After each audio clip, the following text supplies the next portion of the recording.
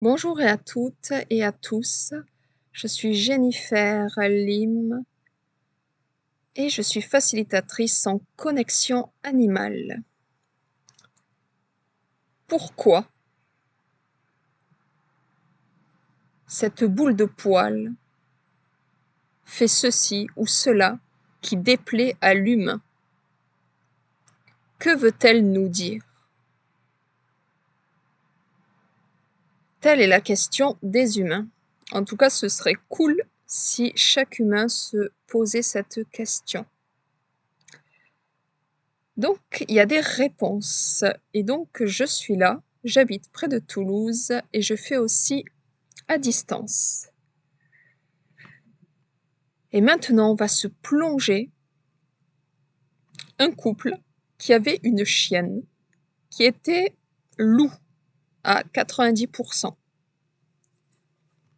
Je ne sais plus comment s'appelle cette race, mais voilà, elle avait un côté sauvage, je vais dire très prononcé, elle avait peur des bruits, et donc du coup, elle supportait pas de se balader en pleine ville avec les humains, donc sa famille d'humains.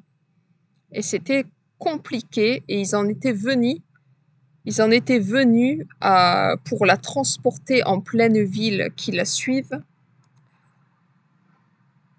c'est-à-dire de la mettre dans une poussette. Ça s'appelle pas poussette, c'est quand on fait du vélo et derrière, d'habitude on met les enfants. C'est pas une remorque non plus, je sais plus comment ça s'appelle. Bref, elle était et là, il la mettait dedans.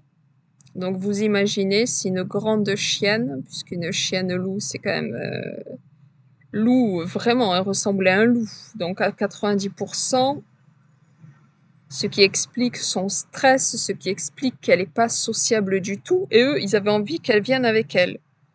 Donc ça posait problème en fait. Donc je me suis connectée à elle, de cœur à cœur, et qu'est-ce qu'elle m'a dit? Je vais pas vous dire ce qu'elle m'a dit complètement parce qu'en fait, ça fait un moment que j'ai fait la séance. Mais ce qui s'est passé, c'est qu'elle attendait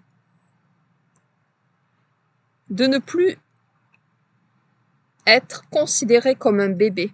Parce que quand on transporte un chien dans une poussette ou comme on transporte un enfant, l'animal croit que c'est un enfant. Il joue à ce jeu d'être un enfant, un bébé. Donc j'avais demandé, j'avais fait une séance complète avec le couple et j'avais un petit exercice qu'ils devaient faire, au moins un des deux. Et c'est ce que voulait la chienne en fait, pour qu'il y ait ce lien, c'est toujours pareil.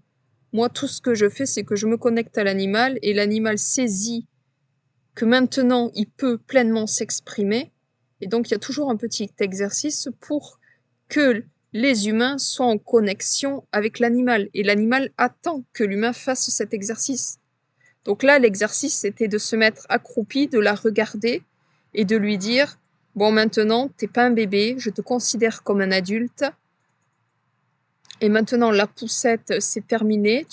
On va aller en ville ensemble parce que maintenant, tu es prête et je suis là pour t'entourer et tu risques rien. Il y a du bruit, mais tu ne risques rien. » Donc, elle attendait en fait des mots des adultes.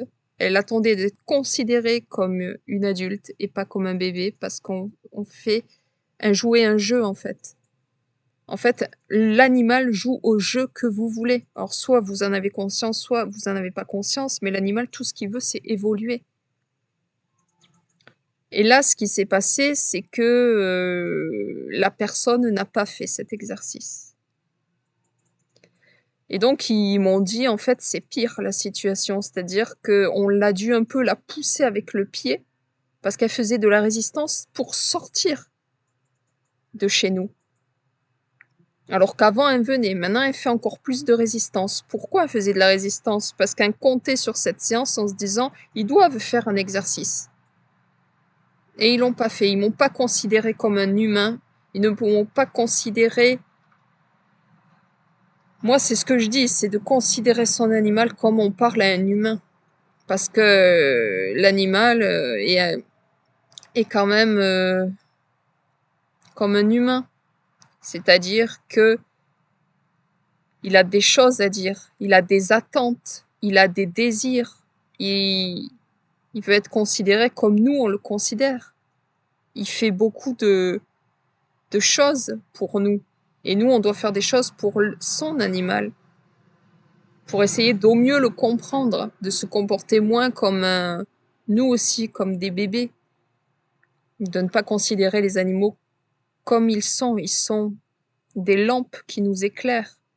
Ils sont là pour nous faire grandir aussi, pour nous faire prendre conscience de comment on se comporte. Et il n'y a aucun mal à ça, ils le font avec amour. Et moi, quand je fais la traductrice, il y a toujours cet amour, en fin de compte. C'est tout. Il n'y a pas de jugement, c'est comme ça, on fait le petit exercice et puis voilà, et c'est simple, c'est limpide. Donc quelque part, c'est un peu triste.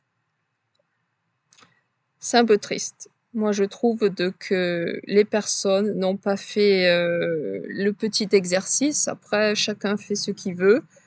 Et puis voilà, c'est revenu comme avant. Et puis voilà.